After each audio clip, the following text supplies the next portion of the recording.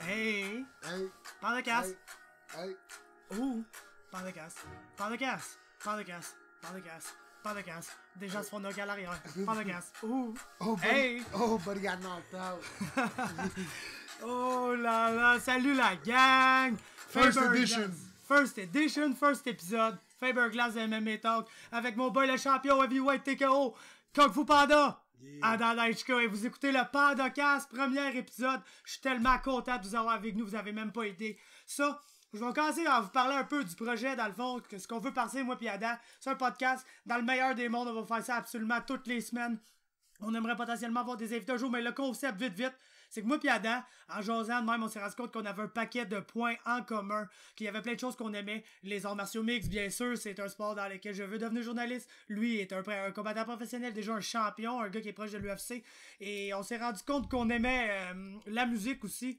On s'est rendu compte qu'on aimait le hip-hop, mais la musique en général, puis qu'on avait plein d'opinions en commun. Puis on s'est dit, crime, ça serait le fun de partager ça avec les gens. Moi, j'étais un journaliste, j'ai la parole facile. Adam, c'est un combattant, vous le voyez pour ses exploits dans la cage, mais vous avez jamais vu le gars que c'est dans la vie de tous les jours, le gars qui fait des choses normales comme moi et comme toi. Puis c'est ça qu'on veut parler ensemble avec Adam Laichka. Qu'est-ce que t'en penses, gars? Ouais, moi, je pense que c'est une idée, c'est vraiment une bonne idée, là. Puis là, j'ai hâte qu'on ait des invités aussi, comme on dit, on a plein de points en commun. Fait que là, d'avoir un invité qui a peut-être pas le même point que nous autres aussi, ça va faire des bons petits débats, ça va rendre ça chaud. Plus qu'on va évoluer là-dedans, on va peut-être pouvoir mettre de l'interaction du monde qui regarde ça, pis tout. Fait que, non, je suis vraiment hype à l'idée, là. Je suis content qu'on ait eu cette idée-là. C'est un peu une idée qui nous bouillait, je pense, de chacun de notre bord. Ouais, toi, tu pensais un peu à ça. exactement. Moi, de mon bord, c'est quelque chose que je pensais aussi. Puis, à force de passer du temps ensemble, on a vu qu'on était comme un peu sur la même idée. Fait que je suis content qu'on puisse commencer le projet. Là. Parfait, fait qu'on va le commencer le projet, on va le commencer direct là. Avant, je veux juste vous inviter à participer, tout le monde qui écoute ça, ça va être important. Nous, on veut faire ça à chaque semaine, comme je vous ai dit. On a des idées, j'ai des idées, Adam a des idées, c'est sûr, mais vous autres aussi, vous avez des idées, vous autres aussi, vous avez des très bonnes idées, puis on a besoin de les savoir, que ça soit une question qu'on peut répondre, que ça soit une suggestion de choses à débattre, moi et Adam, choses à jaser, moi et Adam, parce que c'est vraiment ça qu'on va faire dans le podcast. Il va y avoir à chaque semaine 6 nouvelles, 2 de MMA, 2 de musique et 2 générales, puis on va simplement en parler. Je vais essayer de nous garder à date 10 minutes pour chaque discussion, pour vous faire à peu près un podcast d'1 heure à toutes les semaines où moi et Adam, on fait juste jaser de choses, on garde ça bien casual, puis on vous invite à participer, on essaie d'amener d'autres combattants, on essaie d'amener n'importe qui, en fait, n'importe qui est intéressant va pouvoir participer au podcast avec nous, on veut juste avoir une discussion avec tout le monde. Oh, on garde ça casual, on garde ça naturel. Là. Tiens, mes notes sont prises sur un compte de faire comme Desjardins. Là. on garde ça easy. Là. Fait qu'on est prêt à garder ça easy. On va commencer avec nos sujets dont martiaux mix, parce que veut pas, dans la vie, c'est ça qu'on fait nous autres. Puis je m'en vais me setter un petit timer, parce que comme je vous ai dit, l'important, ça va être de pas trop... On peut divaguer longtemps sur des sujets, là. On veut quand même garder ça dans un... Donc un minuteur de 10 minutes qui s'enclenche... Maintenant, c'est parti, Adam. La première affaire que je voulais qu'on fasse dans l'histoire du Pandacast, c'était jouer à un jeu. Parce qu'on aime ça, jouer à un jeu. Yeah. Donc, j'ai ici, je vais vous le montrer, regardez. Alright. C'est une photo de MMA Daily. Et c'est tous les champions de l'UFC. Fait que je voulais qu'on joue au jeu suivant. Je te pull up les rankings ici. C'est mes rankings. C'est pas ceux de l'UFC. La différence entre mes rankings et ceux de l'UFC, c'est que les miens font du sens. Donc, je te pull up ça. On regarde chacun des champions. Je veux savoir qui va être encore là en 2018. Puis si il est pas là, qui va être à sa place. Puis on va commencer avec les dames. Tug Rose Namajunas à 115 livres. Le ranking est là. Qui est champion à la fin de l'année? Écoute, j'ai un petit fait pour Johanna, là, sérieux, là. Et puis, je crois que, tu sais, là, elle a vu le premier fight, tu sais, quand ça fait tellement longtemps que t'as pas perdu, quand, tu sais, ce monde-là, ils se battent avec les meilleurs tout le temps. Ça fait longtemps qu'ils se battent avec les meilleurs. C'est sûr qu'à un moment donné, tu deviens un peu confiant dans tes moyens et tout ça. Fait que je pense que si elle retourne au drawing board, qu'ils prennent un bon training camp avec un bon game plan, je pense qu'elle est capable de revenir. Puis, d'après moi, elle était quand même surprise de Rose. Un coup que ça s'est passé, puis qu'elle revient, puis qu'elle sait que ça c'est possible, que c'est un être humain, puis que genre, faut qu'elle travaille fort, je pense qu'elle va aller chercher son belt. Là. Ouais, je suis vraiment d'accord avec toi, gros. Les gens qui me connaissent le savent, c'est ma combattante préférée dans l'UFC, Joanna Jędrzejczyk, c'est pas compliqué. Je la marierais si je pouvais. Je sais qu'elle a déjà un boy, là, pis tout, mais en tout cas, si elle nous écoute un moment donné, je peux même te le demander en polonais, je le sais pas, mais je vais l'apprendre pour toi un jour, fille. Yes. Et puis, ben ouais, je pense que Joanna va regagner ça. Tug Rose, c'est magique. Ça, elle a fait un des plus beaux moments de l'année. Écoutez, ma combattante préférée s'est fait knocker, puis j'étais content. Parce que le moment était trop génial, parce que Tug Rose le mérite. Ah, absolument. Mais, Puis j'ai aimé son composure, là. Tu sais, qu'elle reste calme, qu'elle reste... Tout le back-talk qu'il y a eu, elle a essayé de jouer dans sa tête, vraiment, le Joanna, puis elle a resté calme tout au long de ça, puis je trouve ça incroyable. Puis tu sais, elle était quasiment... c'était fou, là, Rose. Pendant que Joanna, il disait de la merde, elle était en train de... Elle recitait des... Ouais, la Lord's Prayer, le ouais, face-off, c'est de loin des meilleurs face-off qu'on a vu dans nos vies, là, d'ailleurs, c'est incroyable. C'était incroyable, c'était genre... Elle a un peu joué la game à Joanna, mais contraire, Joanna est intimidante des face-off parce qu'elle dit vraiment des choses intimidantes, et là, elle essaie de te faire peur, puis Rose a resté une prière, elle a toujours voulu garder ça simple, puis t'as l'air de malade dans la tête quand tu fais une prière pendant le face-off, en tout bout, t'as l'air d'un beau fou, là. Fait que, je pense que Joanna va regagner ça, on va rapper ça parce qu'on va pas prendre trop de temps. Parfait, Deuxième division, je sais pas si t'as suivi, c'est les Women's Flyweight, sont dans l'UFC maintenant. C'est la fille qui a gagné Tough, Nico Montano, qui est la championne de l'UFC. Puis, je vais me permettre de le commencer. Celui-là, écoutez, Valentina Shevchenko est bouquée à 125 livres. Là. Puis, regardez, je vais vous lire les autres dans la division dans l'UFC en ce moment. On a Alexis Davis, Liz Carmouche, Chukagian, Lauren Murphy, Barbon Chak, t'as Roxanne Modafferi, Andrea Oli. Toutes des bonnes combattantes. Mais est-ce qu'on a une Valentina Shevchenko là-dedans, une fille qui aurait potentiellement être championne 10 livres de plus lourd que son vrai poids? À ce temps que son vrai poids est dans l'UFC, moi j'ai Valentina all the way. Elle va être championne d'ici la fin de l'année, ça c'est pas mal sûr. Ouais, moi, t'es en total d'accord avec toi. Là, malheureusement, on pourra pas commencer un débat tout de suite, mais il reste encore des catégories. J'ai confiance. Yes, sir. Women's 135, on a Amanda Nunes qui sera championne avant la fin de l'année 2018. Écoute, Holly Holmes, qu'est-ce qu'elle a montré contre Cyborg, là? Elle a montré vraiment de la dominance. Il n'y a personne qui a été capable de, excusez pour lack of a better way d'exprimer ça, de manhandle Chris Cyborg. Il n'y a pas personne qui a accoté Chris Cyborg dans la cage comme ça, qui a été capable de la contrôler un bout pis tout. C'est une fille qui est très nerveuse, mais qui performe pareil sur le stress. Puis non, pour vrai, Holly Holmes, je trouve que c'est une fighter très dangereuse. C'est une très bonne suggestion parce que pour être bien franc avec toi, si je vois une personne dans la division donner des problèmes à Amanda Nunes, ça va être Holly Holm. Justement parce que qu'est-ce qu'elle a montré avec Cyborg. Mais aussi note que Holly Holm a maintenant 4 défaites, toutes dans l'UFC, puis ça a juste été des décisions serrées. Ouais, non, elle a jamais clairement perdu un combat. Après tous ses combats, après le combat contre Germaine, on n'était pas sûr. Il y a juste la fois qu'elle gagnait le combat complet et qu'elle s'est fait choke-out par Miesha Tate que l'on pouvait pas dire que... Ça, c'était sorti de nulle part. Ouais, ça, c'était sorti de nulle part. C'était sorti de nulle part, mais c'est son incroyable. seul combat qu'elle a vraiment gagné, qu'elle a vraiment perdu, c'est-à-dire aussi, quand tu checkes les autres contre Cyborg. Je l'ai donné à Cyborg, mais c'était serré. Il y a un argument qui se fait contre Germaine. Et il y a un argument qui se fait qu'elle aurait peut-être pu gagner aussi, parce que Germaine, les seuls bons coups qu'elle a landé, c'était entre les rounds, malheureusement, dans ce combat-là. Je sais pas si tu t'en rappelles. Si tu t'en rappelles pas, c'est pas grave, c'était plate. Mais moi, je vais y aller avec Amanda Nunes. Pour vrai, je trouve que la fille, c'est un monstre. Puis, à part Léon, il n'y a personne dans cette division-là, malheureusement.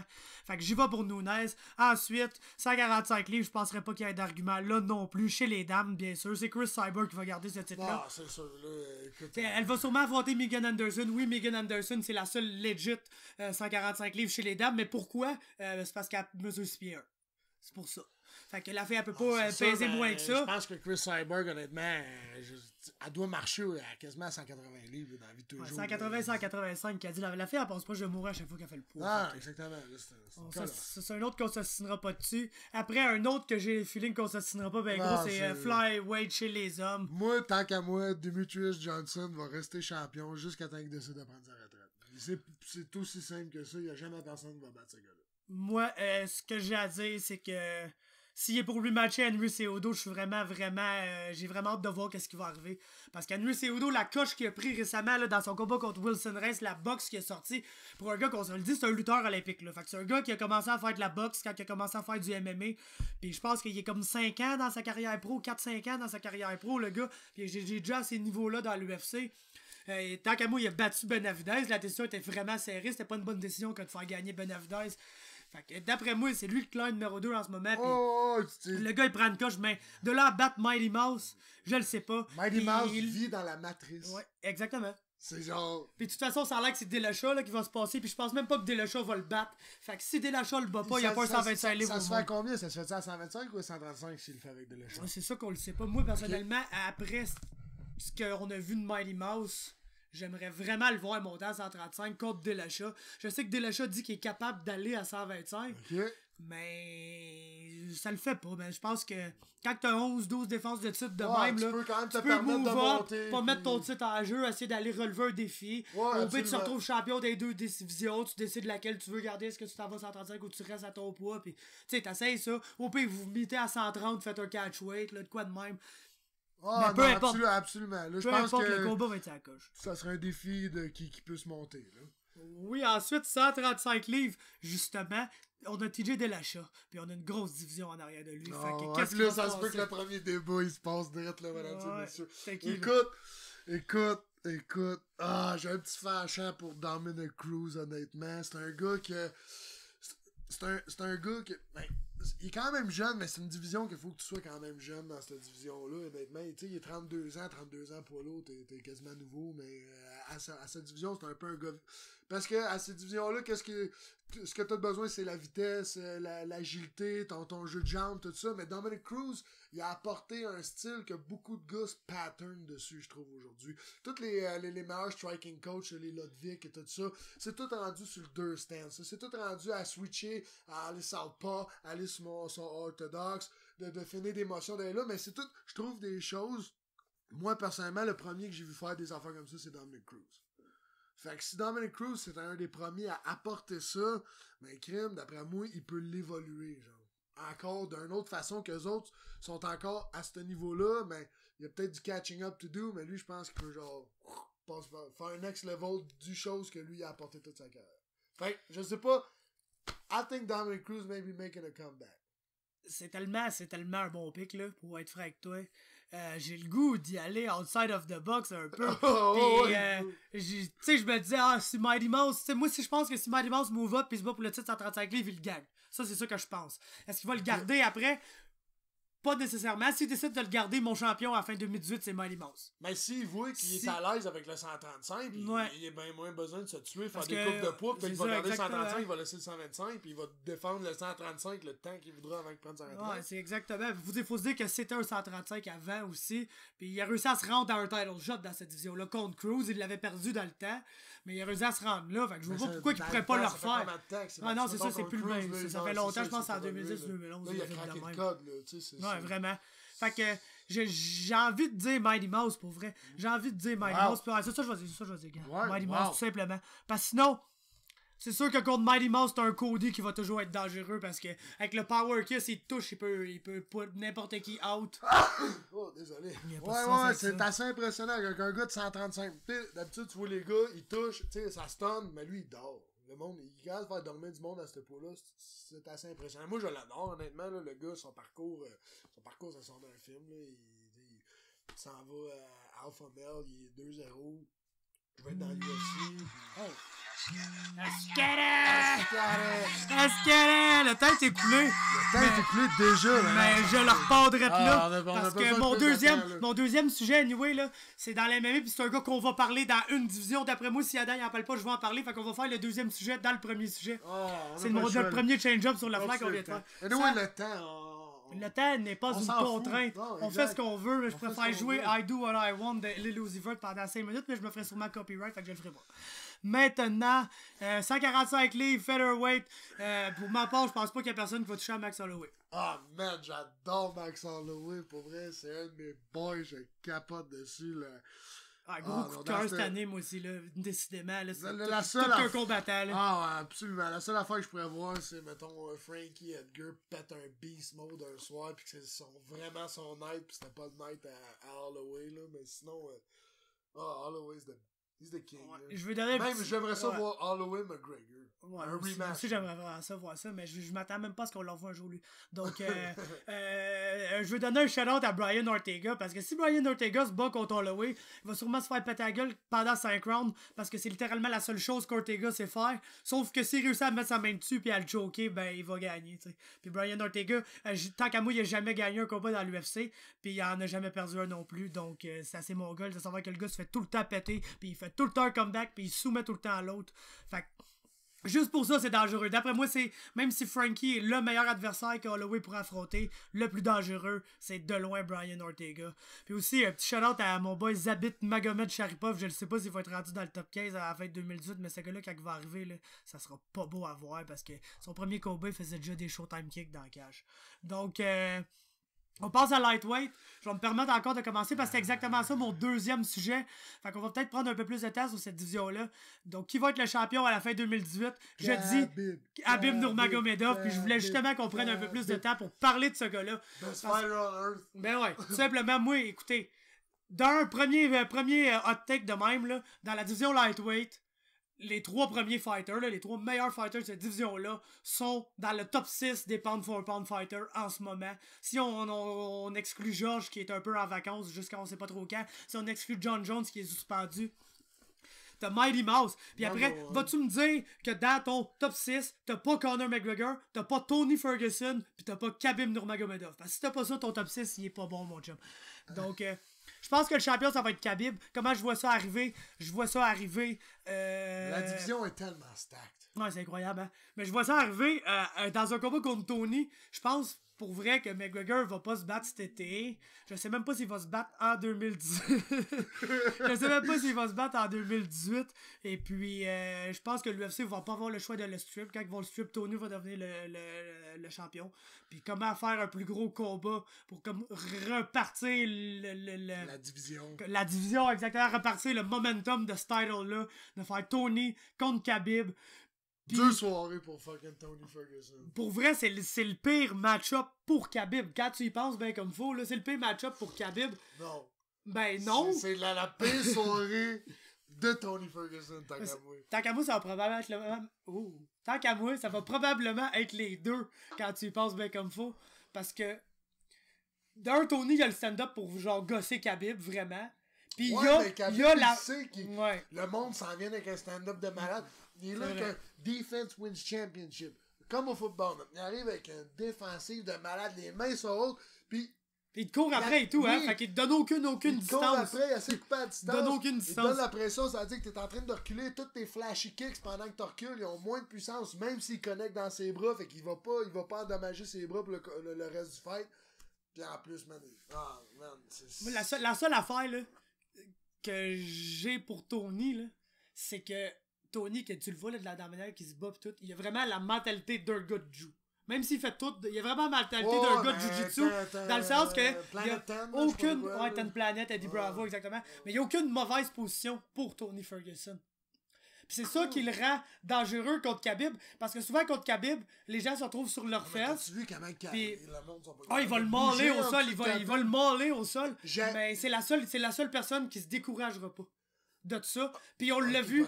Puis on l'a vu bouncer sur ses pieds pendant 25 minutes à Mexico City à genre 15 000 km d'altitude contre Raphaël. Non, il y a un jeu incroyable. Fait que c'est à la fois le seul gars qui va pas se fatiguer puis qui va pas se décourager de se faire péter la gueule sans arrêt pendant 25 minutes. Donc s'il y a de quoi à arriver à Khabib, c'est contre Tony que ça va arriver. C'est sûr, mais Khabib, il sait dans quoi qu'il est bon. Il s'en va pas essayer de te boxer. Non, il court après toi pour t'amener au sol, mais tu sais que c'est ça qu'il va faire, mais il s'en fout. Il garde la garde haute, il t'attaque, il t'amène au sol. Puis moi, personnellement, j'adore les combats debout. Je veux voir les gars, les kicks, les coups de pied, les belles techniques. Pour vrai, tous les combats au sol, j'aime vraiment pas tant ça. Honnêtement, il rend un combat au sol excitant pour moi. Qui est un gars qui est un fan du combat, qui en fait du combat, qui sait exactement c'est quoi. Genre, jamais j'oserais pas aller au sol parce que je serais pas capable de faire une aussi belle performance. Il rend ça le fun à regarder, c'est incroyable. C'est le seul gars qui rend un combo au sol le fun. 25-0, ça ment pas. Il y a pas personne dans le MMA qui a 25-0. Tout le monde perd dans le MMA. Hey, check ça ici, le gros. Le Barboza, là. Tu sais, dans mes rankings qui font du sens, là, c'est le 5e au monde. Puis ça a fait des 30-25, des 30-24. Le gros, c'était même pas un fight. C'est à la fois un combat d'arts martiaux mix de très haut niveau, là, en termes de technique démontrée. Écoute, c'est le seul gars, là, qui peut te puncher assez fort pour que t'aies pas le choix de t'occuper de ça. Puis il passe ta garde, le gros. Il passe ta garde, il grapple, il fait genre toutes ses techniques, ses passings, pis tout, mais en te punchant. Pis t'as pas le choix. Tu dis, hey, il passe ma garde, je vais frapper ses genoux, tu te mets à manger des hammerfists dans la face, t'as pas le choix de t'occuper de ça. Passe ta garde en ce moment. T'as même pas le temps de penser que le gars il essaie de passer ta garde parce que tu t'occupes juste du ground and pound, pis il est rasé en side control par full monde, pis il toque un Kimura comme Michael Johnson quand que son bras il était pas le même, à la fin il était rendu de même. Give up, Michael, you got to give up, Oui, this is ça. my dream. Puis Il est en train de dire il pendant parle les à Dana images. White, puis il parle au gars, puis il parle à tout le monde En entre ce les moment, rounds. la division de 155 livres en ce moment, là, ils doivent se faire rappeler de quand ils étaient en 3e année, puis que le plus gros 6e année les smashait au sol, puis qu'ils les faisaient manger de la terre, puis qu'ils les battaient, puis qu'ils faisaient ce qu'ils voulaient avec. Ils sont helpless. Honnêtement. Mais ouais, comme je disais, c'est un combat de haut niveau qui aurait autant pu se retrouver sur World Star Hip Hop, puis que ça a l'air d'être genre un peu beating dans la rue d'un gars qui a trouvé son pire ennemi, puis qui l'a genre démoli. Là. Comme Michael Johnson. Ouais, puis contre Barboza aussi, gros. C'est pas compliqué. C'est des whoopings à la fois. C'est genre un de ses du combats. GSP, le fun. Un de ses combats qui a fait le moins de dommages, là, c'était contre Dos Anjos, parce que Dos Anjos, il a jamais arrêté de le lutter. Puis tu connais la lutte à Dos Anjos, il est là, puis il surprend des meilleurs lutteurs avec des takedowns, puis il les contrôle. Puis le gros Khabib, il a jamais arrêté. Il a contre Trujillo, je pense qu'il a landé 25 takedowns dans un combat, 27 takedowns. Je sais pas trop, c'est le record de l'UFC, le plus grand nombre de takedowns dans un combat. Il essayait même pas de le contrôler au sol. Il le pognait à terre, il laissait se relever, il le relançait à terre, il le laissait se relever, il le relançait à terre, il le levait de terre pour le relancer à terre. Le gros, c'est incroyable. Fait que ça c'est mon champion en fin 2018, lightweight Khabib Nurmagomedov. Il n'y a aucune question là-dessus. Je suis même pas assez de faire un débat. Je pense qu'on s'entend là-dessus. Ensuite, 170 livres chez les hommes, c'est Woodley en ce moment. T'es qui comme champion à la fin de l'année, toi? Ben, Rafael Dos Anjos, là, il a fait toute une performance. Là, son dernier combat, là. Ouf! C'était assez incroyable. T'as-tu vu quelqu'un faire ça à Robbie Lawler? Non, jamais. Mais Lawler est vieilli, là, malheureusement. Là. Puis il y a trop de mais c'était incroyable, là, la performance de Dos Anjos, c'était incroyable. Ouais, la performance de Dos Anjos. Stephen Thompson, je l'adore. Écoute, ça, c'est une autre grosse catégorie. Je veux juste que ça soit plus Tyrone Woodley. Honnêtement, là, ça peut être n'importe qui. C'est le champion le plus plate de l'histoire du UFC, tant qu'à moi, sérieux. Genre, je pense qu'il lance 1.63 strike au round. C'est genre, c'est terrible, man.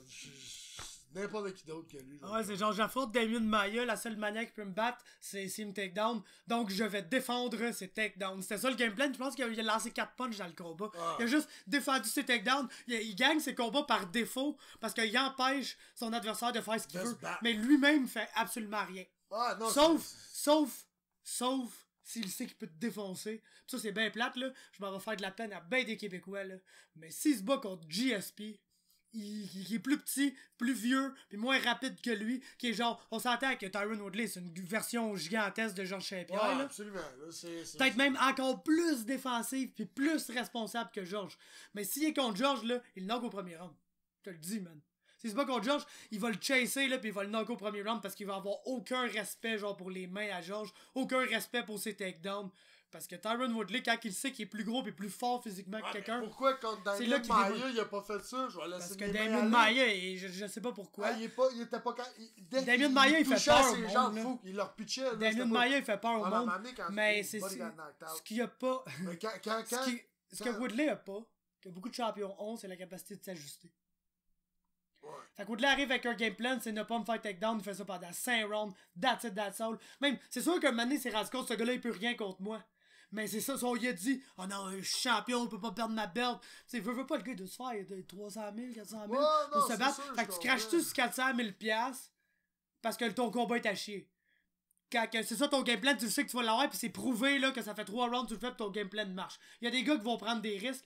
On s'entend, il n'y a pas de chance qu'il se fasse knocker par David Maia. On s'entend, moi, toi, là. Mais c'est pour ça que je me dis à un moment donné, quand tu vois que tu le manhandle, il essaie de te shooter dans les jambes pis que tu te tasses comme si c'était rien.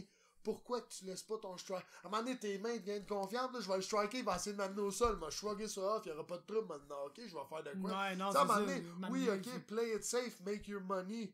Mais un coup, là, qu'il y a quelqu'un qui a craqué le code, là, pis qui réussit à te battre, ok, là. Pis tu pars de champion, là, t'es plus champion, là. Mais le monde voudra plus. Là, le monde sont obligés de t'avoir. Fait que t'es obligé de faire une grosse paye. Mais même qu'il y en a un qui craque le code pis qui te craque, là, t'en fais plus de grosse paye parce que le monde veut plus te voir, man. Ça fait il va finir comme Johnny Hendrix, tu vois, ça sac de lui à ça. Exactement. Ok, fait que ton guest, toi.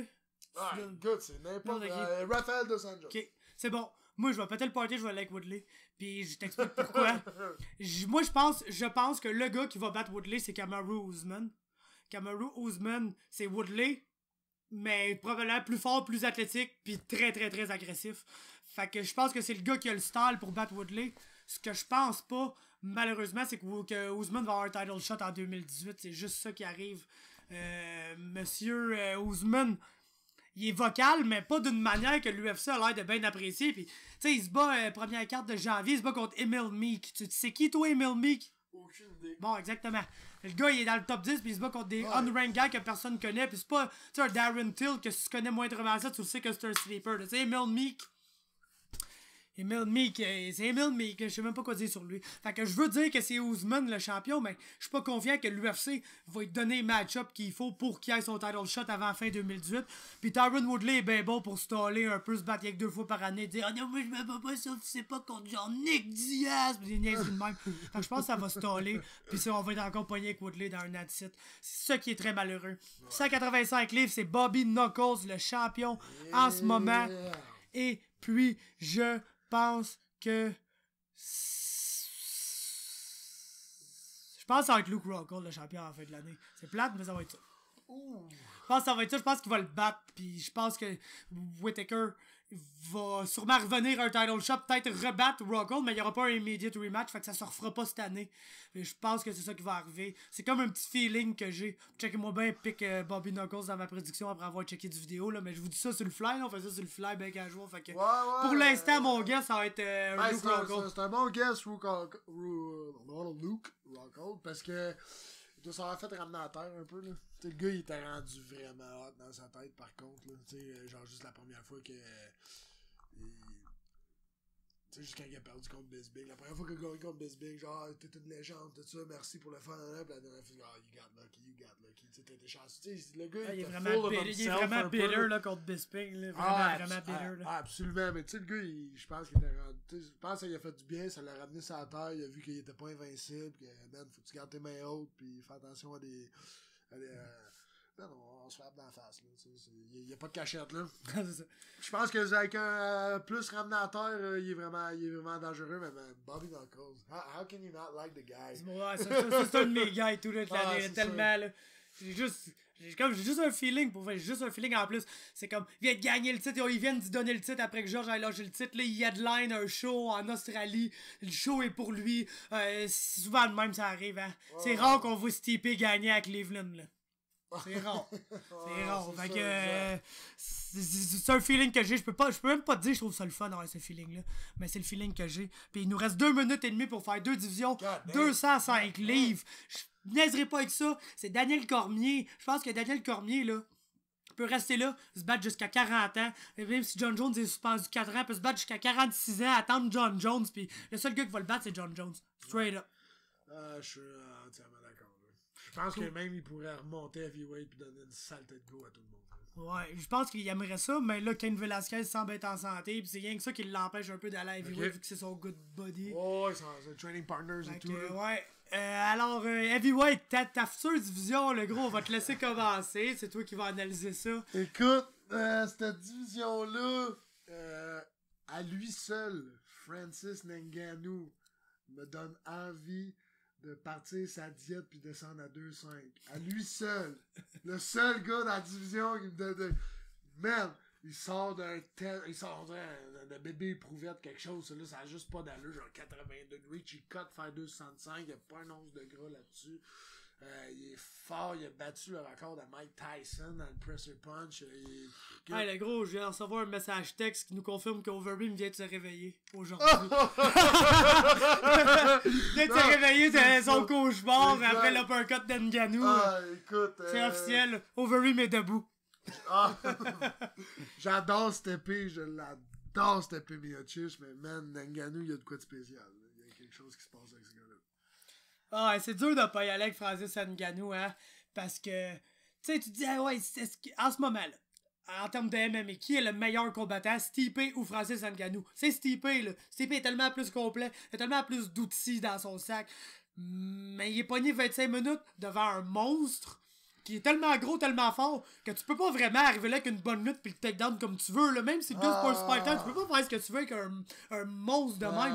Pis il va avoir 25 minutes à pas se faire lander, genre la shot qu'il a réussi à toucher un des meilleurs strikers de l'histoire du sport à combien de temps? 3 minutes? Pas tant long. Là. Arlovski, ça a pris combien de temps? Tu sais, c'est des gros strikers, là. André Arlovski, oui, il a pas de menton, mais c'est un excellent striker. Si t'es capable de placer ta grosse shot sur lui en dedans d'une minute et demie, qu'est-ce qui va arriver avec Stipe, pour vrai? Moi, honnêtement, là que j'apprends que Cain Velasquez est en santé, un Seaside Velasquez. Velasquez, c'est meilleure performance.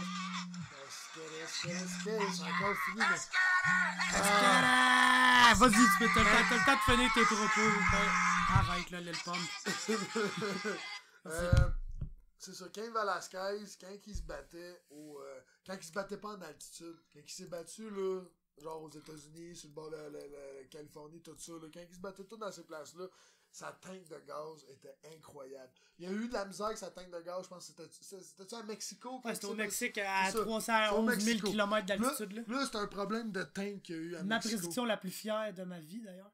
J'avais prédit Fabricio Verdum par soumission au round 3, puis j'avais prédit une guillotine sur un failed takedown. Ben non! Je savais que c'est de même ça allait se passer. Verdum était tellement rendu une machine dans ce temps-là. Pourquoi tu mets pas de l'argent là-dessus? Je suis pas game, je suis tellement pas un gars de risque, là. Oh wow! Pas de risque, pas de plaisir. Exactement. Mais ouais, je pense que si un Cain Velasquez se bat dans le bon environnement, puis qu'il n'y a pas l'attitude, tout ça, puis qu'il y a sa tank de gaz qu'il avait v'là une couple d'années, puis qu'il est capable de se battre comme il se battait v'là une couple d'années, dans mon cœur, moi, c'est le best heavyweight on the planet.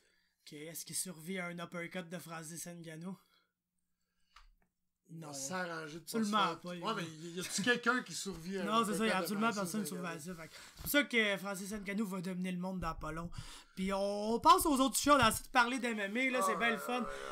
À ça, on va parler de musique un peu parce que c'est la fin de l'année, on le sait, puis non, c'est le début de l'année plutôt, mais c'était la fin de l'année, v'là pas long. Puis c'est bien le fun de faire des listes de fin d'année. Moi, vous savez peut-être pas, là, j'étais un complet maniaque, tout ce qui me tombe sur la main. C'est un gars de liste, ça, pareil. Ouais, faut que je classe tout.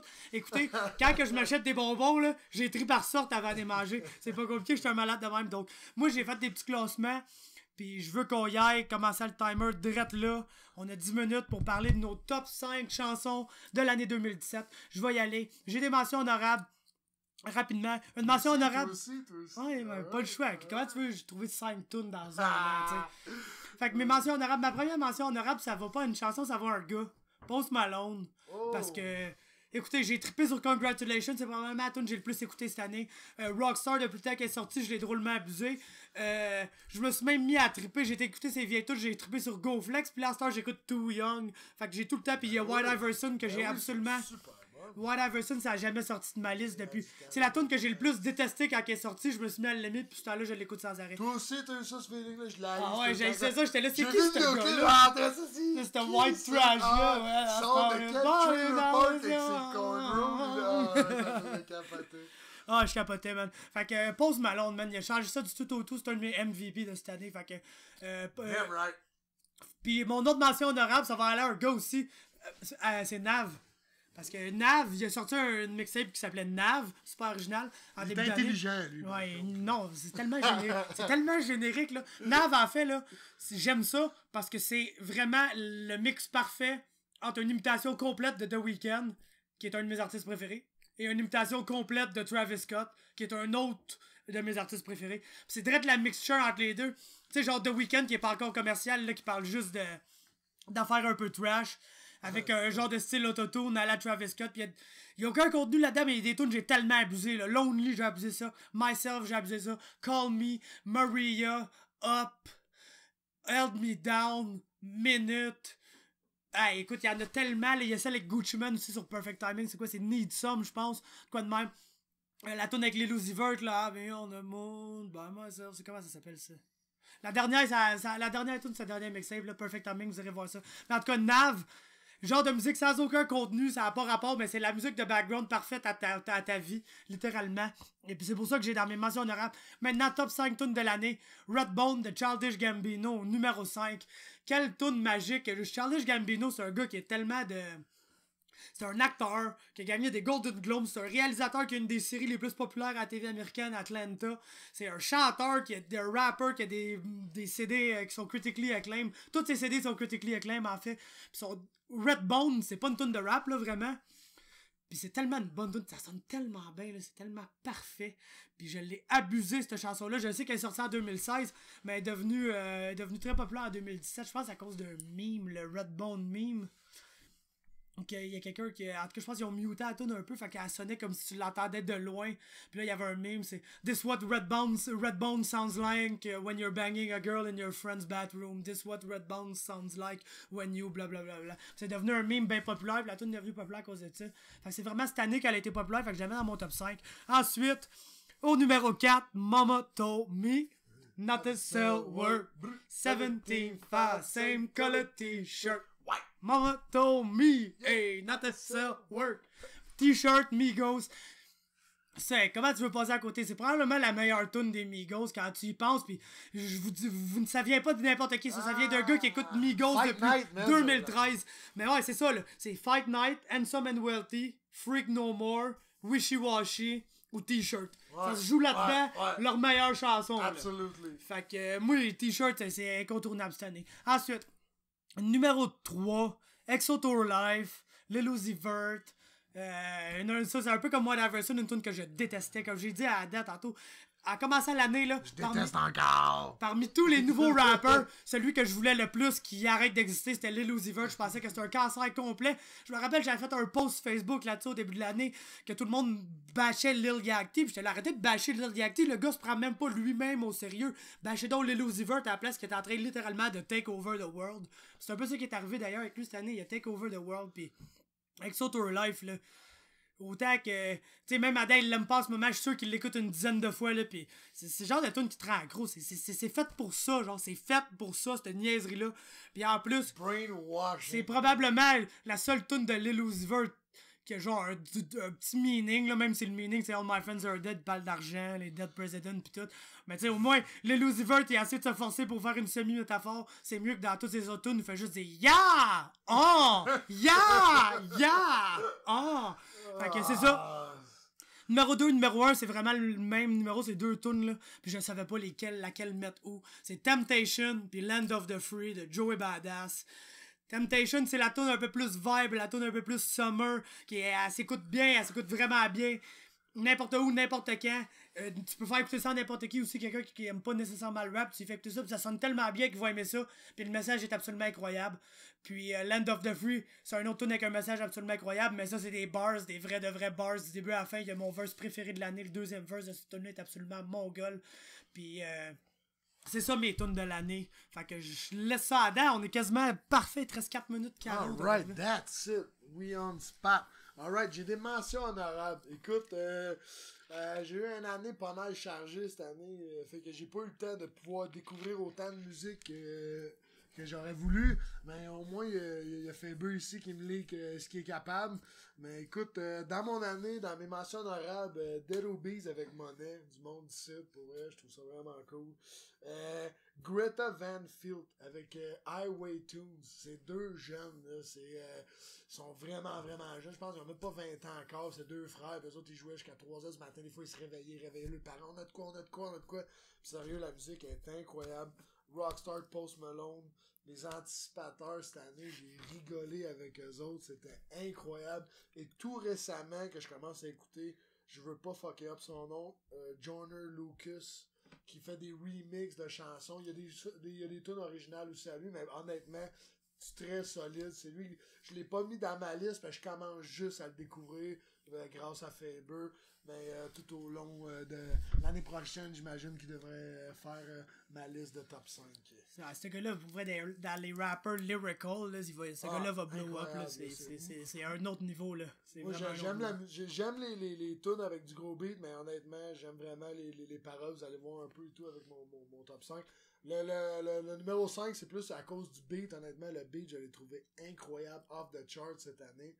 Alors, on va y aller avec Future Mask Off. Ouais, honnêtement, j'ai trouvé... Ouais, c'est un tune, le beat, la façon, la construction de ce tune, la mélodie, j'ai trouvé écœurante. Numéro 4, Mercules avec Way Down. C'est un gars, il vient de Toronto. Bourré de talent, il fait beaucoup de remix, mais il y a des chansons aussi originales à lui. Ça, c'est une chanson originale à lui que j'ai pris aujourd'hui. Il fait des remixes, il va genre de Gucci Gang à genre Shape of You de Ed Sheeran, puis c'est incroyable ce que le gars fait. Mon numéro 3, un gars que j'ai appris à connaître cette année, où ça fait un an et demi, ça fait pas longtemps qu'il fait de la musique. Je pense qu'il a même pas 18 ans encore. The Real AK avec une de ses chansons originales à lui, c'est I Need It. Honnêtement, le kid, il est solide, là, c'est assez incroyable. Il fait ça ben simple avec un petit boot dans sa chambre, puis il drop des bars, là, le kid, il est sick. Il est lyrical, ça, j'adore. Mon number 2, écoute, la tune veut dire quand même gros pour moi cette année. C'est une grosse chanson. Et puis, j'ai trouvé que genre, le beat était fou. Metro Boomin fait du gros beat cette année. Fait que 21 Savage avec Offset. Feat Travis Scott. Rempli de talent dans la même chanson, honnêtement. Avec Ghostface Killers. Ma chanson d'entrée du Sandbell. Pour vrai, je trouvais que c'était un gros son de cette année. Ça, pour vrai, c'est un des moments de l'année, là, si je peux me permettre d'interrompre, c'est absolument fou. Si vous étiez au Sandbell cette soirée-là, au TKO 41, le moment qu'Adam a fait son entrée. First, je savais pas sa tourne d'entrée. D'habitude, je sais sa tourne d'entrée, fait que je sais un peu quoi m'attendre. Là, je le savais pas. Le first, quand ça a parti, j'ai fait oh my god, c'est comme le CD qui venait de sortir, il pas long, c'est le beat que j'abusais dans ce temps-là. Ma tourne préférée, c'est la mixtape avec Nightmare, puis la manière que tout le monde s'est levé dans le Centre Bell. Quand Adam est sorti, je l'avais vu plus tôt dans la journée, il était un peu nerveux. Là, je le vois sortir. Très nerveux. Ouais, très nerveux. Je le vois sortir, il est là, il saute partout sur le stage et il est super content. Tout. Je capotais pour vrai. Quel beau moment. Que cette entrée-là au TKO 41, je comprends que tu mettes ça dans tes tops. C'est vraiment un beau moment. Ah, c'est ça. La chanson dit beaucoup. Là, puis le vibe que la crowd me donne, honnêtement, toutes les fois, je suis surpris. Puis honnêtement, merci tout le monde. C'est pour ça qu'un peu on le fait. Ça me fait sentir complet dans l'instant.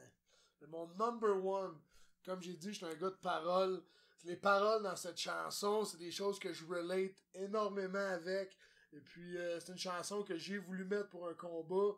Je l'ai mis en concours. C'est pas elle qui a gagné, mais c'est pas grave. Je suis pas mal sûr qu'un jour, elle va passer. Post Malone avec Congratulations. Honnêtement, pour vrai, cette tune-là, cette année, les paroles, le vibe qu'elle m'a donné, c'est mon number one. Ouais, c'était perfect, ça! Yeah! Moi, tout Post Malone, Congratulations, c'est tellement ma feel-good song de l'année quand il parle. Là, t'es là, et always say congratulations! Là, t'as juste envie d'être content. T'es hater, t'es là. Tu lui fais des Drake-An, man. Drake-An sur tes haters. Là, t'es en chance, vraiment. Tu laisses le monde passer, t'es content, t'es pas stressé. La lumière vient de virer rouge, c'est pas grave. Pas grave. Bon, regarde, on part de ça dans l'autre sujet. Deuxième sujet de la semaine pour la musique. Le hip-hop est maintenant le genre dominant de musique populaire. Le hip-hop is the new pop. Carrément, c'est ça. Ça a été rendu officiel par Nielsen Soundscan, qui sont ceux qui analysent les datas pour les charts de Billboard et tout. Puis écoute, je peux même te pull up le Billboard de ça là, pendant que tu parles un peu. C'est juste que, c'est ça, les nouveaux... Mais tu sais, le rap a tellement changé, je suis plus prêt à dire que c'est quasiment des rap stars. Là, c'est des pop artists qui ont un influence rap, là, honnêtement. Là. Puis, sont en train de... Être une rockstar aujourd'hui, c'est avoir 17 ans, avec des dreads de couleur sur la tête, avec des tatous d'en face, puis faire trop de drogue, parler que tu fais trop de drogue, puis pas d'être super intelligent. Ah, d'ailleurs, dans une bonne nouvelle de 2018, Lil Pump et Smoke Purp ont officiellement arrêté le Xanax. Je me demande si ça Dis-tu en se pourrant un peu de lean, genre. Ça va te donner plus ou moins de créativité, ça? Non, je pense pas que ça donne bien gros de créativité. Non, mais le fait qu'il arrête, ça va s'en donner plus. Je pense pas que tabarnouche, ça va sûrement leur en donner plus parce que. J'espère. Le Xanax, je sais, raide, là, les mondes meurent à cause de ça. Rest in peace, Lil Peep, d'ailleurs, mais. Check ça, le Billboard Hot 100 au numéro 2. Ben, le numéro 1, c'est Perfect, Ed Sheeran avec Beyoncé. Ben écoute, c'est un takeover, ça. Non, mais j'ai pas entendu celui-là d'Ed Sheeran avec Beyoncé. Mais honnêtement, Ed Sheeran, c'est pas mauvais. Là, mettons, là, tu fais un petit barbecue dehors, puis... Moi, pour être honnête avec toi, je l'ai vu au Centre Bell, là. Parce que c'était un cadeau que je faisais à ma mère et à ma soeur. Moi, je trouve que c'est un sacré de bon artiste. C'est vraiment un bon artiste. Plus ou moins mon genre de musique, mais c'est un bon artiste. Puis il est très talentueux. Que quelque chose est bon, même si je n'aime pas. Exactement. Ben, c'est pas que j'aime pas, désolé. C'est pas que j'aime pas, c'est juste, c'est pas mon style number one, mais je t'en char, puis mes CD marchent pas, ou j'ai pas mon iPod, puis une tune d'Ed Sheeran va passer à la radio versus une tune de fucking Kylie Minogue, mais je vais écouter la tune d'Ed Sheeran. Ah, c'est clair. Mais ouais, c'est un artiste très talentueux, Ed Sheeran, mais comme je disais, c'est lui qui est numéro 1 au Billboard Hot 100 avec Perfect. Numéro 2, t'as Rockstar, Post Malone, qui était là 8 semaines au numéro 1 d'ailleurs. C'est la rap song, entre guillemets, qui a été le plus longtemps au numéro 1 cette année. Mais tu sais, c'est pas vraiment tant rap. Non, mais c'est ça le nouveau rap. Veux pas, le fait que le rap is the new pop, c'est là qu'on va vraiment avoir des branches de rap différentes se créer. Comme mettons, plate de tout à revenir à lui, là, mais c'est de lui que le monde parle. Là. T'as Lil Pump, avec Smoke Purp, tous ces nouveaux SoundCloud rappers là, même je mettrais pas XXXTentacion avec eux parce que lui était quelque part dans son monde ailleurs, là, à quelque part, là. Mais tous ces nouveaux SoundCloud guys là, c'est une nouvelle wave de rap qui est vraiment influencée par le trap, là, ce que Migos, puis 2 Chainz, puis Future ont parti, mais c'est dumbed down, genre dumb down là to the max, mon gars là. C'est vraiment du carefree music, aucun contenu. Ils veulent même pas avoir du contenu, ils veulent pas avoir des paroles. Leur seule parole, c'est des brands, le Gucci Gang, Radago and by Balmain. Pis fait que ça, c'est une branch de rap qui est en train de se créer. T'as vraiment le trap conventionnel, le trap que c'est ça qui pogne, là, c'est ici, on s'entend Rockstar de Post Malone, c'est un beat qui est vraiment influencé par le trap. Au numéro 4 du Billboard Hot 100, No Limit de Jay-Z avec Rocky puis Cardi B. C'est tout, c'est un beat qui est vraiment un trap. Au numéro 6, t'as Gucci Gang de Lil Pump. C'est du trap. Motorsport des Migos. C'est du trap.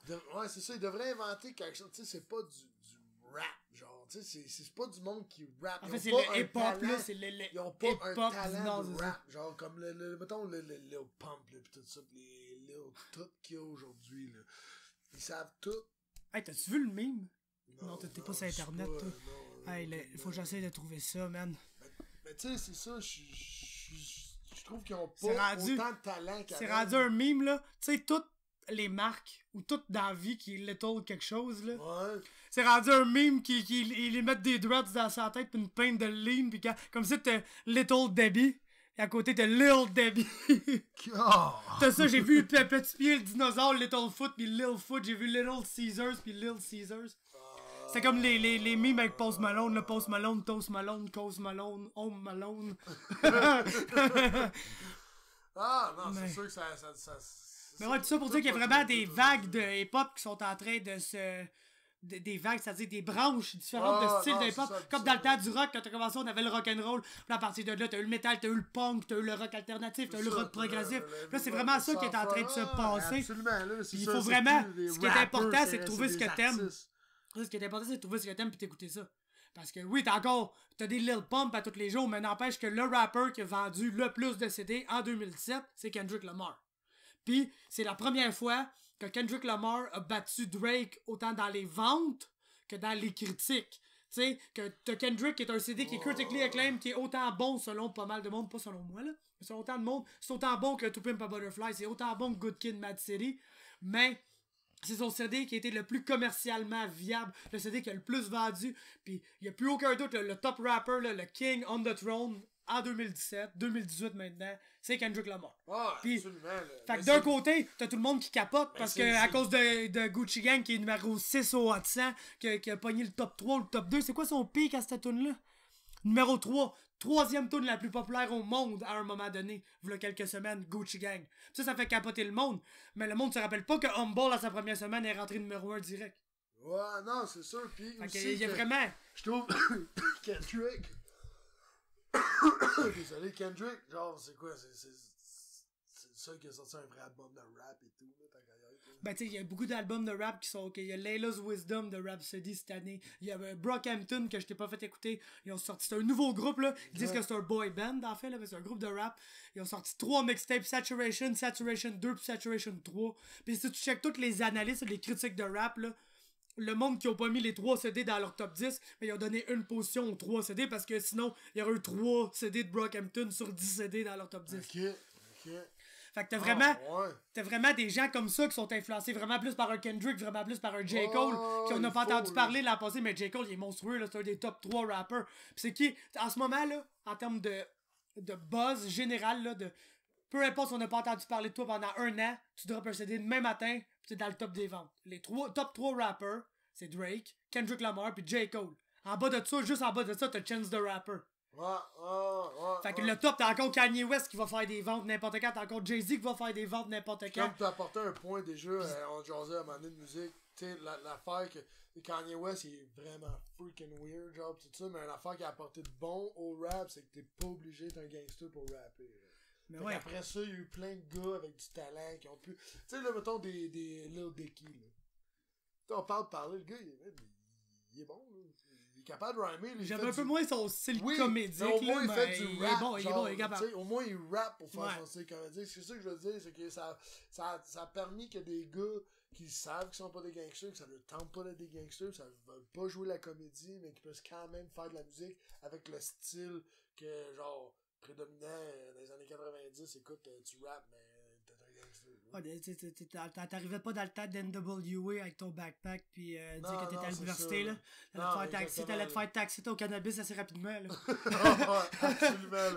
C'est ça, à ce temps, Fait que- c'est correct, ça, d'être justement un scolaire qui rappe, genre. Ouais. T'as des gars vraiment, tu sais, du rap vraiment plus intelligent, engagé de façon culturelle. Je pense à Logic tout de suite. Des fois, Logic est un peu too much, là, par exemple. Je trouve, non, avec c'est ses ça, histoires c'est ça, raciales pis tout. Tu sais, des fois, Moi, je trouve dans que les c'est un bonnes peu... années du rap, là, mes années préférées du rap, là, c'était dans le temps que Lil Wayne était hot. Là. Genre Carter 2, Carter 3, là, ça, c'est mes bonnes années du rap. Il me semble que tout le monde était... Il y en avait une couple, là, t'avais des M&M là, qui pétaient des dépressions sur Ecstasy pis tout, whatever. Genre, mais le monde était content, on dirait, dans ces années-là. Genre, le monde, c'était du trippy music. Un peu c'était Lil fun, Yachty c'était- va te ramener ça, là, le Happy Music. Ah ouais! Lil Ah, Yachty, je pense. Moi Lil honnêtement, quand j'ai Yachty. su que ce gars-là faisait pas de drogue, j'étais tellement surpris. là. Moi aussi, hein. Je Il y a pensais encore que juste sa mère pis tout, le type. Mais Ah! ça pour dire que moi, je trouve ça bon, tout ça. Parce que, en 2018, dans le rap, c'est rendu la musique pop, ça fait qu'il y a autant de place pour un Lil Yachty, qu'un Ouais. Lil Pump, qu'un Kendrick Lamar, que des gars comme genre les Suicide Boys, pis tout, là, des gars vraiment plus underground et de la musique qui jouera jamais de façon mainstream, on s'entend, parce c'est que des ça. affaires qu'ils disent c'est absolument horrible, mais il y a de la place pour tout ça dans le style qui est le rap, il y a de la place pour Post Malone qui a de la guitare des fois country dans ses tunes, puis qui... Je l'ai jamais entendu spitter. Tu sais, je l'ai jamais entendu spitter un verse, mais c'est un rapper. tu sais. Ouais, bon, man, c'est pas moi, dans mon cœur, moi, c'est pas un rappeur, c'est un artiste, man. Ouais. Il fait de la musique qui vibe, c'est tout, là, tu sais. Un rappeur, man, c'est ça. Yo, le dernier gros rappeur, moi, que j'ai trippé dessus, mais il est pas de cette année, il est des années précédentes. Honnêtement, le gros coup de cœur que j'ai eu, moi, récemment dans les rap, c'est fucking Kevin Gates. Ouais. Kevin Gates, j'ai trouvé ça quand ça a sorti, j'ai trouvé que ce son-là était incroyable, mais Kevin Gates, c'est un gars très déprimé, là. Écoute 2-3 albums de Kevin Gates, man, pis t'as pas moyen d'être Ah, c'est le gars qui est genre à la fois très gangster puis beaucoup trop conscient, qui mène une vie absolument horrible. Fait que... Absolument, c'est ça, il est conscient, Fait que mais c'est- man, c'est deep, là. D'ailleurs, Free Kevin Gates, sur ça on va conclure parce que We ça- need some Juicy J, some happy music. Ouais, State Repeat, on devrait avoir des CD comme State Repeat à toutes les années. À toutes les ça, années, y a-tu un CD... C'est lui l'ancêtre de Lil Pump, en fait. Y a-tu de quoi de Probablement. plus ignorant que du Juicy J? Tu sais, le gars, il Au s'en moins, balance, ouais, là, c'est ça, Ben, au moins, The Maker t'es content, Dance, puis, tout. tu sais. Ouais. Oh, ouais, c'est sûr. C'est Bon. de la musique ignorante. Mais... Fait que next sujet, là, on va passer à un sujet dark, un sujet triste. Les Canadiens de Montréal. Oh là là. Vous allez venir là. Oh. Ouais, je vais te laisser parler parce que je veux pull up les rankings tout parce que oui, je suis un passionné de hockey qui suit ça depuis que je suis jeune, mais j'ai aucune idée de la fiche du Canadien ni d'où sont classés parce que je les écoute plus tellement qu'ils sont poches. J'écoute le hockey de l'Ouest quand je reviens de mes cours de Joe le soir. Là, ça joue au hockey à Anaheim, San Jose, Los Angeles, tous ces clubs-là. Ça joue dans l'Ouest. Mais le Canadien de Montréal, là, ça fait un bout que je les ai pas écoutés. Ada, il y a une idée. Quoi faire avec le Canadien de Montréal? Écoutez le Pada. Ouais, c'est sûr, mon idée est relative, là. Je suis Monsieur Bergevin. Mais écoute, Who the fuck is that guy? ouais, c'est who the fuck's that guy? Non, mais je trouve qu'honnêtement, je changerais Price. Vous l'avez entendu, je changerais Price. Ma première raison d'échanger Price, c'est que je suis pas sûr que ça tente de jouer pour le Canadien. Puis honnêtement, le Canadien a juste besoin de monde qui ont envie de jouer pour le Canadien. Avant qu'il perde sa valeur, je l'échangerais. J'irais me chercher d'autres choses. Arrange-toi d'avoir un bon goaler potable. Tu sais, un être humain, c'est un être humain. Là. Tu peux aller chercher un goaler qui était... Ça, on voit tout ça toujours. Genre, un échange que... Tu sais, Price, je suis pas mal sûr qu'il va avoir une grosse carrière. Ailleurs, il y aurait encore une meilleure carrière qu'ici. Il y a une bonne carrière et tout, mais je pense pas que ça y tente plus qu'il faut. Là. Fait que va te chercher va chercher un gros centre qui est capable de gagner des face-offs, puis qui est capable de jouer un centre premier trio, qui est ça à coche avec quelque chose. Là. Mais honnêtement, moi, Price Pacioretty, Oh, fait que c'est une opinion controversée. Il n'y a aucun doute là-dessus. Mais regardez, je vais aller dans le même sens qu'Adam. Puis je m'en vais vous expliquer pourquoi je vais essayer de vous faire de quoi de logique. Ok, je vais essayer là, que vous soyez d'accord avec moi quand je vais avoir fini de parler. Checkez ça. 40 parties de jouer, 16 victoires, 20 défaites. 4 défaites en prolongation pour 36 points. Ils sont 14e sur 16 dans l'Est. Puis c'est une année désastreuse, bon, on s'en attendait, là, j'aime pas ça être le gars qui dit je vous l'avais dit, mais je vous l'avais dit. Quand que moi, un gars qui écoute le hockey depuis que je suis jeune, a besoin d'aller sur internet savoir c'est qui nos 7 défenseurs partants, là, c'est pas parce qu'on a des bons défenseurs partants, ça je peux te le dire, mon chum. Puis oui, c'est le fun d'avoir des petits Québécois d'ici, ok? Mais quand t'échanges, le seul... First, moi, j'en reviendrai jamais de l'échange de Piqué, là, mais ça, là, je partirai pas là-dessus. Je partirai tellement pas là-dessus. Tu peux te gâter, là, non, parce que ça, c'est un podcast au complet, le gros. Ça, c'est un heure, ça, c'est un autre épisode, ok? Ça, c'est un autre épisode, je pars pas là-dessus. Maybe épisode un moment donné. Écoute, ça sera pas beau à voir s'il faut que je parte là-dessus, mais j'en suis pas revenu de ça. T'échanges pas ton meilleur défenseur puis contre un vieux de 30 ans qui est pas si bon que ça, pour après aller prendre ton seul bon prospect, là, ton seul gars qui a la chance de devenir aussi bon que Piqué un jour, d'aller l'échanger à Tampa Bay contre un petit gars d'ici qui est pas pire, mais qui produira jamais comme il a produit dans le temps parce qu'il jouera pas avec Kucherov, il jouera pas avec Stamkos, il jouera pas avec Palat, il jouera pas avec Tyler Johnson, il jouera pas avec Victor Hedman, puis ça fait qu'il arrive ici, il y a moins de points que Sergachev, puis Carlis, il y a moins de points que David Desharnais, Drouin a moins de points que David Desharnais, puis ça là, c'est des échanges de même, mauvais échange, après mauvais échange, après mauvais échange, qui coule le Canadien, puis mon point là, c'est qu'en ce moment, on fera pas les séries. Puis des autres années d'avant, là, des fois on a fait les séries, ok? Mais à chaque fois qu'on a fait les séries, on s'est rendu à la finale de la conférence parce qu'on était à la surprise de l'année, puis on a perdu. On a perdu au premier tour. Ou il y a tout le temps de quoi qui marche pas. Donc ma déduction, là, c'est qu'avec notre noyau actuel, ça marche pas. C'est pas le noyau actuel qu'il nous faut pour gagner la Coupe Stanley. Donc c'est pourquoi je suis d'accord avec toi. Parce que Carey Price, là, il a encore de la valeur. C'est le meilleur gardien de but au monde. Si c'est plus le meilleur gardien de but au monde, ben il est tombé deuxième, puis c'est Oldby le premier. Mais d'une manière ou d'une autre, Carey Price, c'est un des meilleurs gardiens de but au monde. Il a de la valeur. Tu peux échanger Carey Price contre une équipe au complet quasiment. Tu vas avoir un bon choix de premier tour, là. Parce que non, tu n'iras pas chercher un bon joueur de centre. Tu n'iras pas chercher Sidney Crosby. Tu n'iras pas chercher Malkin. Ça s'échange pas des gars de même. Fait qu'il te faut des choix de repêchage. Il te faut des bons espoirs, là, qui sont jeunes, qu'on le sait qu'ils vont devenir bons, qui sont encore jeunes. Puis tu rebâtis ton noyau. Puis c'est pour ça que je suis d'accord d'échanger Carey Price. C'est pour ça que je suis d'accord d'échanger Pacioretty s'il y a preneur. Parce que notre noyau actuel, ça le fait pas. On ne gagnera pas la Coupe Stanley avec ce noyau-là.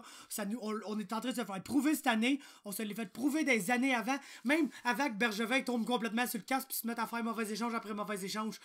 Avant ça, on avait le même noyau de joueurs puis ça le faisait pas. on ne gagnait pas la Coupe Stanley avec ce gang-là. Fait que c'est pour ça que je suis d'accord. Faut aussi que Bergevin parte, absolument. Là, c'est complètement ridicule. Puis l'affaire principale qu'il faut à Montréal, c'est quand on a un joueur spécial, là, un gars qui sort de l'ordinaire, qui est vraiment un joueur très talentueux, mais qui a comme peut-être une petite attitude différente des autres. Tu sais, un numéro, là, un Piqué Souban, un Patrick Roy, un Chris Chelios. C'est sûr qu'il a couché avec la femme du président, fait que c'est un peu dur à exister. Excusez. Mais tu sais, quand t'as vraiment un caractère spécial comme ça, échange-le pas en disant il peut pas être plus gros que le Canadien de Montréal. Parce que c'est ces gars-là qui te font gagner des Coupes Stanley. Pourquoi qu'on n'a pas gagné de Coupe Stanley depuis que Patrick Roy est parti, hein? Pourquoi? Fait que c'est ça que j'en pense sur le Canadien. Je pense la façon d'attaquer le problème du Canadien, ben ça c'est encore ça.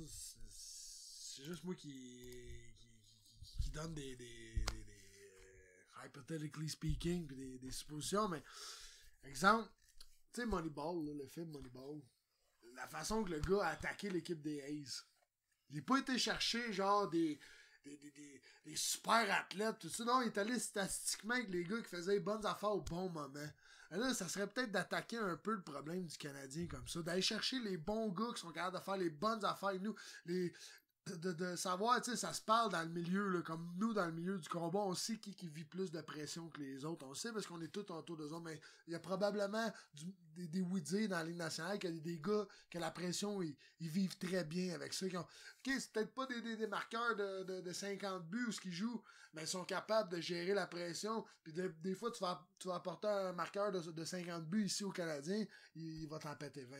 Ouais, mais peut-être d'aller chercher un gars qui a d'en scorer 30 sous pression, tu l'amènes ici, il va quand même te scorer ton 30 buts, mais ça va être plus payant à la fin de l'année pareil, genre. Et puis je pense vraiment que malheureusement notre noyau il marche pas, fait que c'est l'heure de la reconstruction. Puis quand on parle de reconstruction, on parle de vente, de liquidation. Faut que le noyau actuel, qui ont de la valeur, faut que ça parte, s'accumule une banque de choix. Puis il va falloir que le monde à Montréal.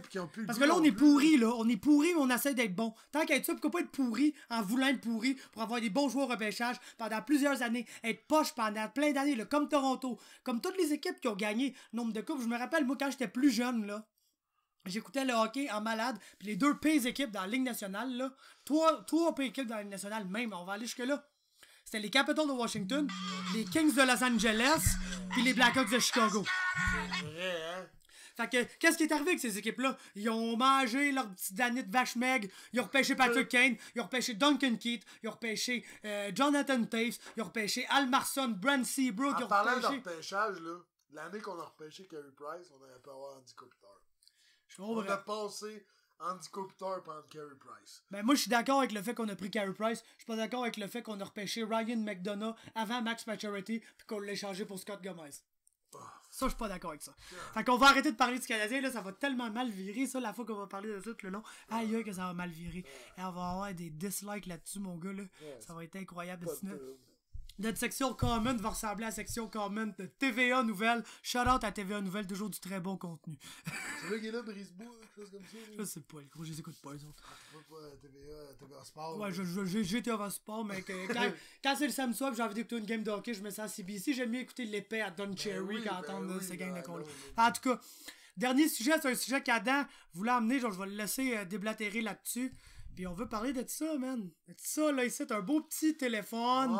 Un téléphone intelligent, comme dirait Roger Normandin. Un téléphone intelligent. Pourquoi tu t'en sers? Pourquoi tu t'en sers? Go, parle. Vraiment ça, je vois tellement de monde qui passe, là, quasiment, il faut que ça charge 2 fois dans la journée, si c'est pas 3. Écoute, je me demandais, ça a été une question, il va falloir quasiment avoir des comments ou quelque chose là-dessus, là. C'est de quoi qu'il va falloir interagir avec la monde.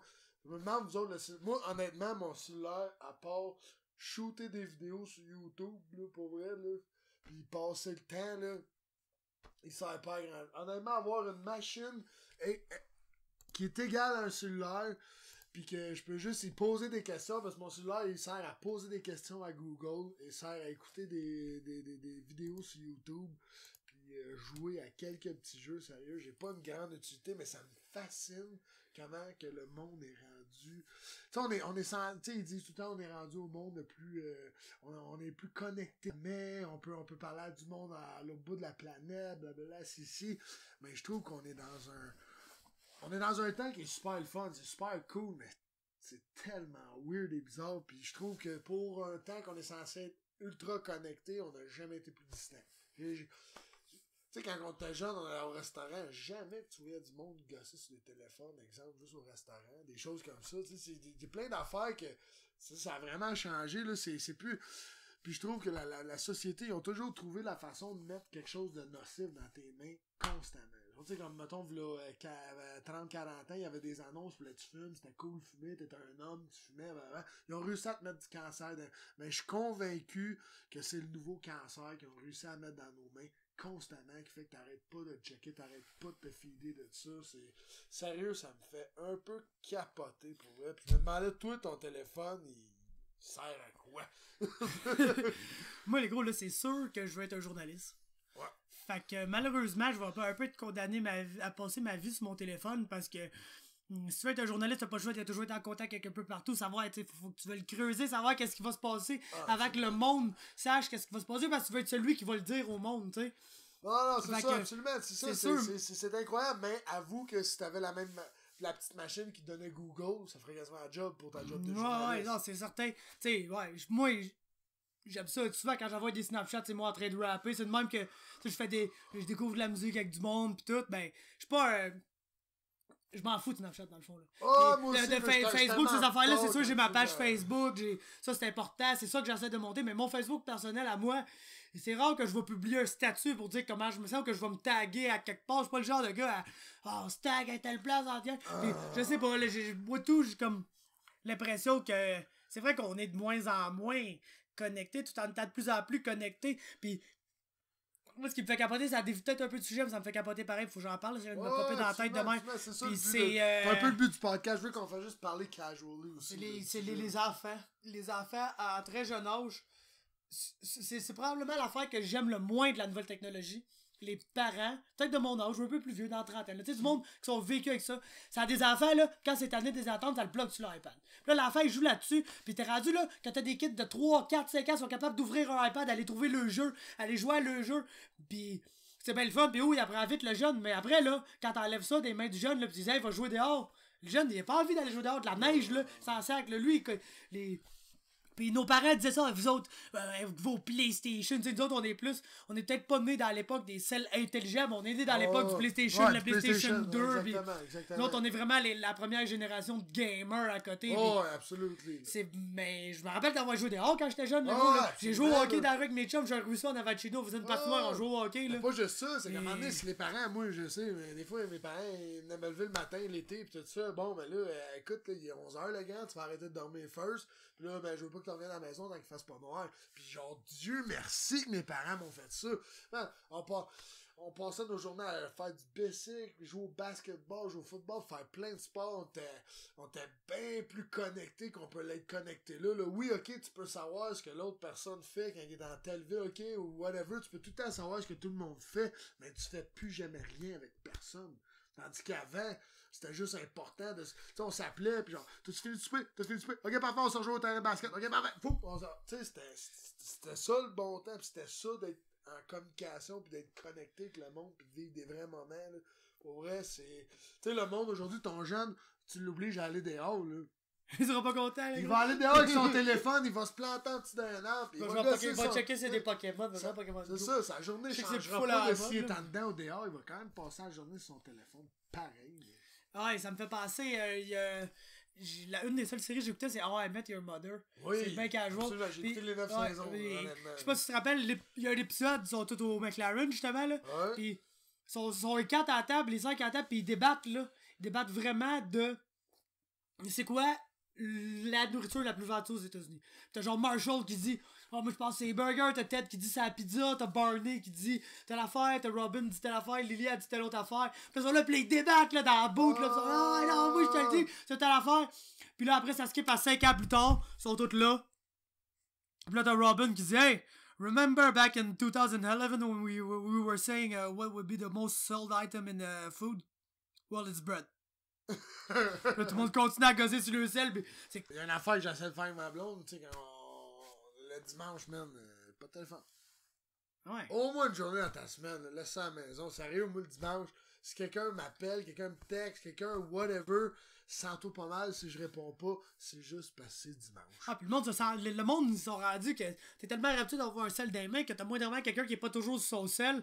Que là, tu y envoies de quoi, là, il te répond pas. Là, cette personne-là, ça a souvent le besoin de genre, sorry, pas. Gros, je m'en sac, là, je t'ai envoyé un texte, tu répondrais quand t'auras le temps. Ta réponse, c'est dans 2 jours, c'est dans 30 secondes. C'était question de vie ou de mort, le gros, j'aurais appelé l'ambulance, là. Pas exactement. Je vais m'arranger pour te trouver. C'est ça qui arrive, c'est qu'aujourd'hui, c'est pas grave. Ta réponse, si elle est là, instantanée, ou si ta réponse est dans 2 jours, pour moi, ta réponse est aussi bonne. Mais il y a pour plein de gens que si la réponse est pas tout de suite, elle est plus bonne. Là. Puis, il y a une affaire. On vit dans un monde de maintenant. Là. Maintenant, puis mon téléphone, moi, je l'aime pas, honnêtement. Il va super bien, c'est un bon téléphone. Je suis très satisfait, genre, de le software du téléphone. Je sais juste que ça me gosse un téléphone. Ça me gosse d'être tout le temps. C'est rendu. C'est comme, mettons, j'y vais ben simple. Mon permis de conduire, la chance que j'ai de conduire, c'est une. Comment on appelle ça? C'est un privilège. Exactement. Mon droit de conduire est un privilège. Mon téléphone, je le vois plus comme un. Tu sais, avant, c'était comme un privilège. Surtout quand on était genre, là, j'ai le droit d'avoir un téléphone, mes parents. Ok, c'était comme un privilège rendu. Maintenant, c'est une obligation. C'est vraiment rendu ça. Je trouve qu'un téléphone, puis c'est une obligation pour la vie courante de tout le monde. C'est incroyable. Combien de fois que je me suis dit, là, pourquoi tu réponds pas? Pourquoi tu. C'est quoi ça? Genre, tu sais, des boys, là, Genre Bolé qui vient me dire, c'est. Quand tu as besoin de news, là, par rapport à Ada, là, tu me texteras moi parce qu'il prend jamais son sel. Shout-out à Bolé d'ailleurs, what up Bolé? Shout-out à Bolé. Ça va être un de nos invités, toi, un moment donné. Oh, ça, c'est sûr, certain. Mais c'est ça, c'est que, genre, Faber, ici, la réponse, on va l'avoir dans 2 jours, c'est pas grave, c'est aussi bonne, genre, c'est juste. Je trouve les télé. En plus, on a Bolé comme homme de communication, fait qu'on est correct. Il est parfait pour la job en plus. Ben lui, tu sais, c'est ça. C'est ton PR, il est beau, man. Le petit barbe paraît super bien, beau bronzage. C'est sa job à l'armée, hein. C'est de s'assurer que tout va bien, que tout roule bien dans son unité. C'est pas compliqué. C'est une machine pour ça, pareil. Bolé, il est blessé, puis on est en training camp, puis j'appelle Bolé pour savoir où mon training, quand que lui, il sera clairement pas au training parce qu'il est blessé, là. Genre, Bolé, il est fou de même. Bolé knows best. Il devrait avoir un reality show. Quoi? Bolé knows best. Bolé knows best. Oh, wow. Ça serait fou. Non, sérieux, ce gars-là, une chance qu'il est dans le team. Je suis bien content en crime de l'avoir avec nous autres. Un vrai de vrai.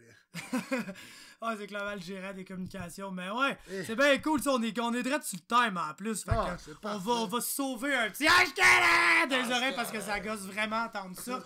Puis on va conclure cela, guys. Je suis tellement content de vous avoir vu avec moi pour ce premier épisode-là du Podcast. Absolutely. C'est maintenant le temps dans l'épisode où on se plug. On a un petit souhait pour 2018, honnêtement. Un petit souhait pour fermer la parenthèse un peu du téléphone. Le souhait que j'ai, moi, c'est plus de se rapprocher, là, de lâcher nos téléphones, d'arrêter d'être proche de nos écrans, mais d'être proche de la personne. Dis plus ce que tu as besoin de dire par un écran. Appelle cette personne ou envoie un message. Je peux-tu te parler? On peut-tu se voir? Genre, on finit les téléphones un peu. Mais oui, c'est poison. C'est moi mon souhait, ça serait vraiment ça. Que le monde est slow down un peu. Tout est trop vite. Là. Slow down, take time to appreciate. Puis tout ce que vous avez de besoin est encore mieux. C'est vraiment ce que tu dis. Puis il y a un peu dans cette veine-là. Genre, c'est bien le fun d'un téléphone quand t'es quelqu'un qui te parle sur Messenger, tu réponds vite, puis tout. Quand tu te réveilles le matin, là, pis c'est la fête de tes chums, là. C'est genre, va le voir, man. Va le voir, ça va dire bonne fête à la face. C'est le fun, des affaires de même que on dirait qu'on prend plus le temps de faire parce que on dirait qu'on se rappelle même plus des fêtes de nos amis parce qu'on se réveille le matin puis Facebook nous le dit. Fait que genre, ça va fête un tel le matin. Mais aller écrire sur son wall. Pis c'est bien le fun, pis tu sais. Le jour de notre fête, on se réveille, on a 112 messages sur notre wall Facebook. C'est le fun, c'est super touchant à tout le monde qui nous donne du love pour notre fête, c'est bien le fun.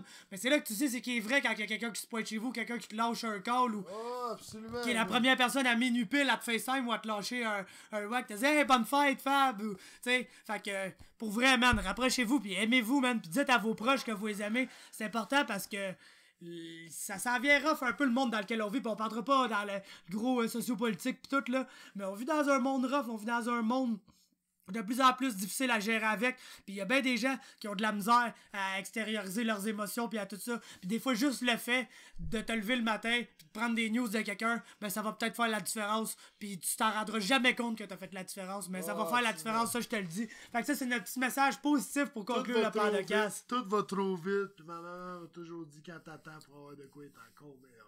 Exactement. Cette année, prenez votre temps pour qu'est-ce que vous voulez. Puis aimez-vous. Surtout, aimez-vous, c'est très important. Puis faut pas avoir peur de dire à personne que t'es aimes, même si c'est deux gars, même si c'est deux femmes. Ben c'est vrai, pour vrai, des fois on est là, on fait des jokes de même, mais c'est pas grave, si ton meilleur chum tu l'aimes, dis que tu l'aimes, tu sais. Ça va faire du bien, ça va être content. Fait que garde, on va conclure ça là avant de parler pendant 3 heures de plus. Dieu sait qu'on est capable, mais on va essayer d'être là pour les 52 autres semaines de l'année. C'était le premier épisode du podcast. Si vous voulez nous parler, nous laisser des questions, n'importe quoi, vous allez faire ça dans les commentaires sur YouTube. Ça va être vraiment la meilleure place pour faire ça. Dans les commentaires sur YouTube. Sinon, vous pouvez me rejoindre sur la page Facebook MMA Talk. Suivez ça, toutes les actualités UFC, TKO, MMA, tout en général. On jase, on se fait du fun. C'est sur Facebook à MMA Talk. Meilleur journaliste de combat du Québec, man. Puis écoute, c'est la première édition. On peut juste devenir meilleur. Puis ça va être avec votre aide à vous. Gênez-vous pas, les commentaires constructifs. Je prends pas ça mal. Écoute, let's go. On veut vous donner exactement, bon show. On veut votre opinion, on veut vos suggestions, des idées. Parce que d'autres, on peut arriver ici et parler d'affaires qui nous intéressent. On a tellement d'affaires qui nous intéressent. On veut savoir ce qui vous intéresse. Ben ouais, on va parler, on va faire des affaires pour vous. Parce que c'est bien plus le fun de tourner d'un épisode de ton podcast préféré si tu le sais qui parle de quelque chose qu'il aime.